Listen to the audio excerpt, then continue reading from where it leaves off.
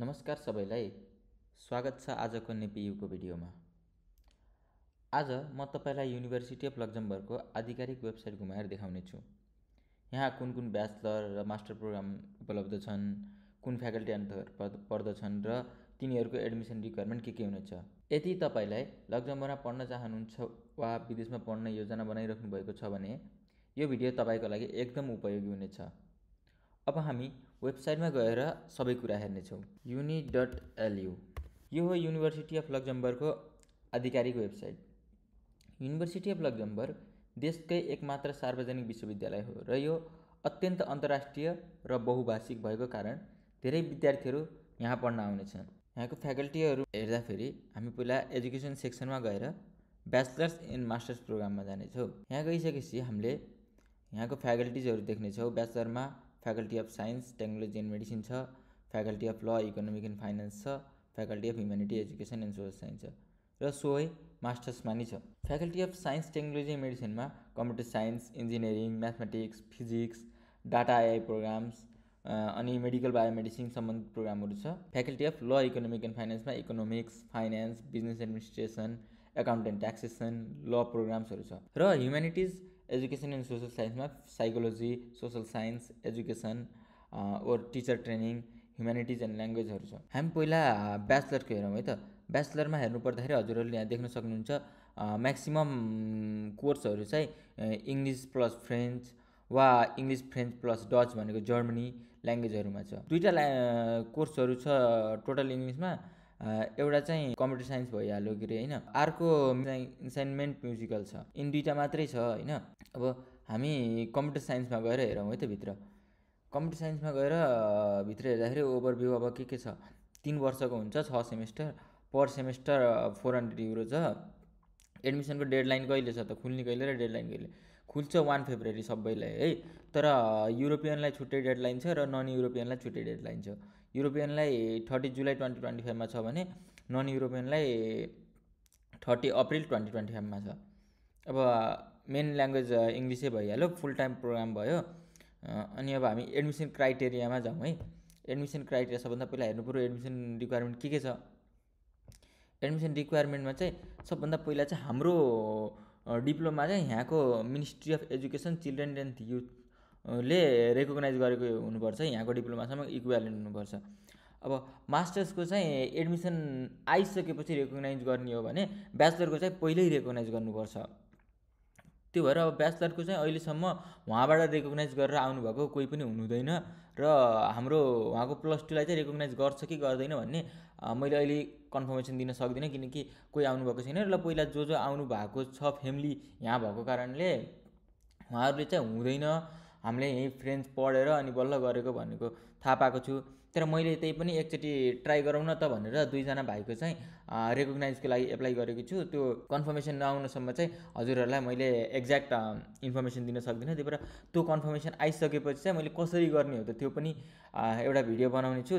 त्यो आएपछि बल्ल ब्याचलरको लागि एप्लाई गर्न मिल्छ, या त यही पब्लिक युनिभर्सिटीमा होइन, लक्जमबर्ग, युनिभर्सिटी अफ लक्जमबर्गको वा प्राइभेट युनिभर्सिटीहरूमा नि गर्न मिल्छ। अब नन यु स्टुडेन्टहरूले चाहिँ यो डिप्लोमा रेकग्निसन चाहिन्छ भनेर भनेको छैन, नत्र अटोमेटिकली रिजेक्ट हुन्छ हजुरको एप्लिकेसन। अनि त्यसपछि अब ल्याङ्ग्वेज स्किलमा चाहिँ B2 level certificate in English होइन, इङ्ग्लिसमा रिक्वायर्ड हुन्छ। इङ्ग्लिस सर्टिफिकेट चाहिँ कुनको लिन्छ त भनेर यहाँ गएर हजुरहरूले हेर्न मिल्नेछ ल्याङ्ग्वेज चाहिँ कुन लिन्छ भनेर होइन। अब list of language certificate accepted कुन हुन्छ भन्ने चाहिँ यहाँ गएर हामीले हेर्न मिल्छ। इङ्ग्लिसमा चाहिँ टोफेल छ, टोफेल आइबिटी छ, टोफेल एसेन्सियल एक्सेप्ट गर्छ, आइल्स एकाडेमिक होइन, आइल्स एकाडेमिक गर्छ, अनि क्याम्ब्रिज इङ्ग्लिस क्वालिफिकेसनको सर्टिफिकेटहरू एक्सेप्ट हुन्छ। अनि एउटा चाहिँ अर्को कुरा चाहिँ आइल्स चाहिँ चाहिन्छ भन्ने पनि छैन। जस्तै हजुरहरूले चाहिँ 2 वर्ष भएको छैन वा भर्खरै पास आउट हुनुभएको छ र इङ्ग्लिस मिडियमबाट पढ्नु भएको पनि छ भने र कलेजले एउटा लेटर बनाएर त्यो एप्लाई गर्दा नि हुन्छ। यो आइल्सहरूको सर्टिफिकेटै चाहिन्छ भन्ने पनि छैन। जस्तै मसँग एउटा म्यासेज छ, त्यो यहाँ हेर्न सक्नुहुन्छ हजुरहरूले होइन। अब हामी अब मास्टर्समै जाउँ है त। मास्टर्सको हेर्नु पर्दाखेरि चाहिँ master of faculty of science, म आफू cyber security and cyber defence भएको भएर साइबर सेक्युरिटी एन्ड साइबर डिफेन्सकै देखाउँछु होइन। हजुरले यहाँ हेर्न सक्नुहुन्छ म्याक्सिमम मास्टर्सको प्रोग्रामहरू चाहिँ इङ्ग्लिसमै छ। थोरै थोरै मात्रै हुन्छ इङ्ग्लिस, फ्रेन्च र जर्मन चाहिने, नत्र धेरै जसो सबै इङ्ग्लिसमै हुन्छ। ल इकोनोमिक फाइनेन्सतिर नि हेर्न सक्नुहुन्छ। हामी अहिले आउनेछौँ। पहिला हामी masters in cyber security and cyber डिफेन्समा हेर्छौँ। Masters in cyber security and cyber डिफेन्सको प्रोग्राम हेरौँ है त पहिला के छ भन्ने कुरा। यहाँ प्रोग्राममा चाहिँ हजुरको सेमेस्टर वाइज कुन कुन कोर्सहरू छ भन्ने हेर्न मिल्छ। कसरी हुन्छ असेसमेन्ट, कसरी हुन्छ इभ्यालुएसन, कसरी हुन्छ, के टपिकहरू चाहिँ कभर हुन्छ भनेर यहाँ हेर्न मिल्छ। अब्जेक्टिभ के हो यो कोर्सको, कति सिटिएसको हो, कुन ल्याङ्ग्वेजमा पढाइ हुन्छ भन्ने कुराहरू हेर्नु मिल्छ। म्यान्डेटरी हो कि अप्सनल हो भन्ने कुरा सबै यहीँबाट हेर्न मिल्छ। यो चाहिँ कहिलेकाहीँ चेन्जेस पनि हुन्छ है कोर्सहरू टाइममा। हामी चाहिँ फर्स्ट ब्याचमा हुँदाखेरि चाहिँ यहाँ भएको नभएर छुट्टै अरू सब्जेक्टहरू पनि भएको थियो। त्यही भएर यो चेन्ज हुनसक्छ। अब करियरमा जाउँ। करियरमा के करियर छ त यहाँ आइसकेपछि हजुरलाई के अपर्च्युनिटी छ, कहाँ अपर्च्युनिटी हुनेछ, यो कोर्स पढेपछि चाहिँ हजुर कुन वेमा जान सक्नुहुन्छ, त्यो कुराहरू यहाँ सबै लेखेको हुन्छ। त्यो टिचिङ स्टाफहरूमा को डिरेक्टर हो भन्ने कुरा यहाँ सबै कुराहरू हुन्छ। प्रोफेसरहरू को हुनुहुन्छ, अनि हजुरहरूले चाहिँ अब प्रोफेसरहरूलाई मेल गरेर सोध्न नि सक्नुहुन्छ कि प्रोफेसरले कुन फिल्डमा रिसर्च गर्दै हुनुहुन्छ र त्यो रिसर्च यदि अब हजुरहरूसँग अलाइन हुन्छ भने स्टुडेन्ट जबको कुरा नि गर्न सक्नुहुन्छ, पाउने चान्सेस हुन्छ यदि हजुरहरूसँग स्किल्स छ भने। र हामी अब एडमिसनमा जाउँ। एडमिसनमा चाहिँ त्यही हो, मास्टर्स 2 इयर्सको हुन्छ। टिचिङ ल्याङ्ग्वेज इङ्ग्लिसै हो र एडमिसनको त सबै कोर्सको एउटै हो र फी पनि सबैमा €400 पर सेमेस्टर नै हो। रिक्वायरमेन्टहरू के छ भनेर यहाँ हेर्न पर्दा डिग्री चाहिँ bachelor in computer science and related field छ। यो चाहिँ अब साइबर सेक्युरिटी एन्ड साइबर डिफेन्सको लागि मात्रै हो र छुट्टै अरू कोर्सहरूको लागि चाहिँ छुट्टै रिक्वायरमेन्ट हुन्छ। के हुन्छ त्यो चाहिँ हरेक कोर्समा गएर हेर्नुपर्ने हुन्छ। के चाहिन्छ भने इङ्ग्लिस लेभल B2 हुन्छ। अघि नै ल्याङ्ग्वेज सर्टिफिकेट कुन एक्सेप्ट हुन्छ देखाइसकेको छु। स्कलरसिपमा चाहिँ अब एउटा ड्युलियम ड्युपेक्स भन्ने हुन्छ। यो चाहिँ हजुरहरूले एप्लिकेसन एप्लाई गरेपछि आफै अटोमेटिक एप्लाई हुन्छ। पहिला चाहिँ छुट्टै एप्लाई गर्नु पर्थ्यो रे।